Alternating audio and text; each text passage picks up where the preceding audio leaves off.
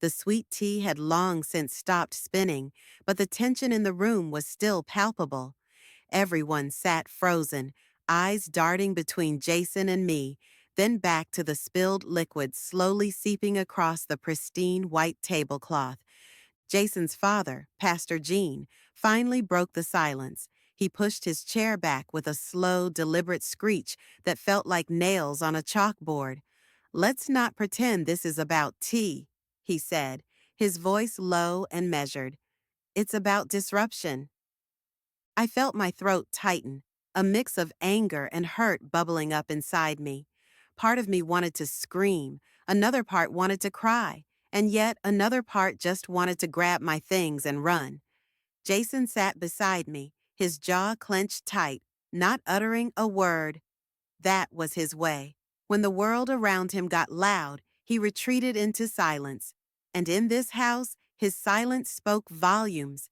His mother, ever the perfect Southern hostess, grabbed a dish rag and began dabbing at the spill. She treated it like it was just another mess to clean up, not the culmination of years of unspoken expectations and prejudices finally boiling over. Back in Jason's childhood bedroom, I started shoving clothes into my duffel bag. The mismatched quilts and porcelain angels on the dresser that had seemed quaint when we arrived now felt like they were watching my every move, judging me.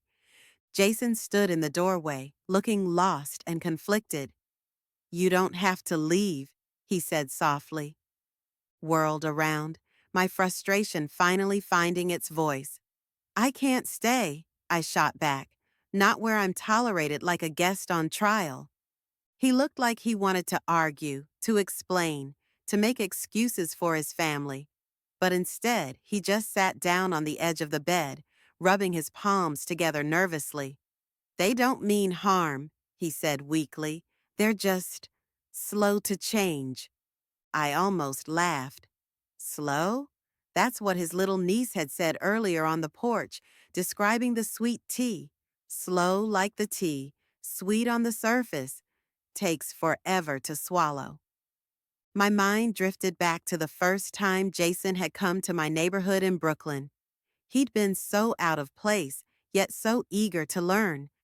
I remembered him clumsily jumping the turnstile at Fulton Street Station, laughing as he nearly face-planted on the other side.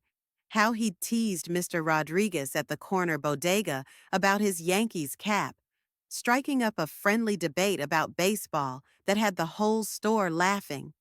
Jason had blended in seamlessly, his charm and genuine interest in people bridging any cultural gaps. Why couldn't his family do the same for me? "Remember when you met my Nana?" I asked, pausing in my frantic packing. "How she made you try her famous bagels with lox?" Jason's face softened at the memory. How could I forget? "I thought I was gonna die when I saw that raw fish." "But you tried it," I pressed. "You didn't understand it, but you respected it. You made an effort." He nodded slowly, understanding dawning in his eyes.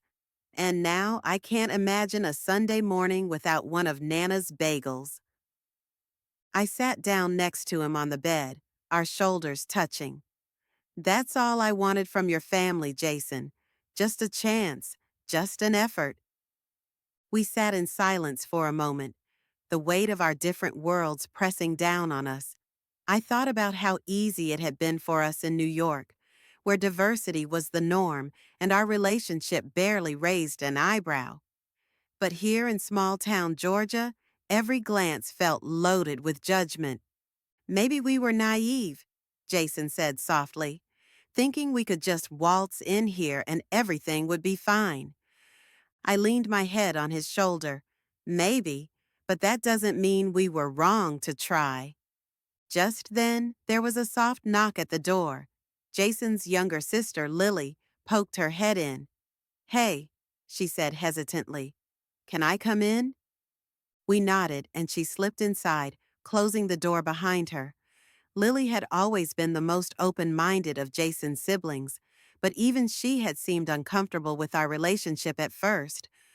"I'm sorry about what happened downstairs," she said, perching on the edge of Jason's old desk. It's not right, how they're treating you. I felt a lump form in my throat. It was the first time anyone in Jason's family had acknowledged the elephant in the room. Thanks, Lil, Jason said, his voice thick with emotion. Lily fidgeted with a pen on the desk. I've been thinking, maybe it's time for some changes around here, not just for you guys, but for all of us. This town, it's stuck in the past sometimes. I looked at her, really looked at her, and saw the determination in her eyes. It reminded me of the fire I'd seen in Jason when he first told his parents about us, standing tall despite their disapproval. Change isn't easy, I said softly, especially when people are set in their ways.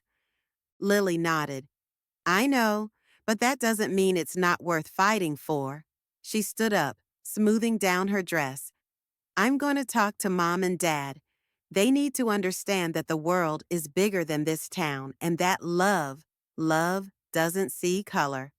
As she left the room, I felt a glimmer of hope. Maybe, just maybe, there was a chance for understanding here. Jason took my hand, intertwining our fingers. I'm sorry, he said. I should have stood up for us down there. I squeezed his hand. We're in this together. It's not just your battle to fight. We sat there for a while, listening to the muffled voices from downstairs. I could hear Lily's voice, passionate and determined, mixed with the lower tones of her parents. There were moments of raised voices, followed by long silences. Finally, after what felt like hours, there was another knock at the door. This time, it was Jason's mother. She looked tired, her eyes red-rimmed as if she'd been crying. Can we talk? She asked hesitantly. Jason and I exchanged a look before nodding. His mother came in, closing the door behind her. She stood awkwardly for a moment before sitting in the chair by the desk.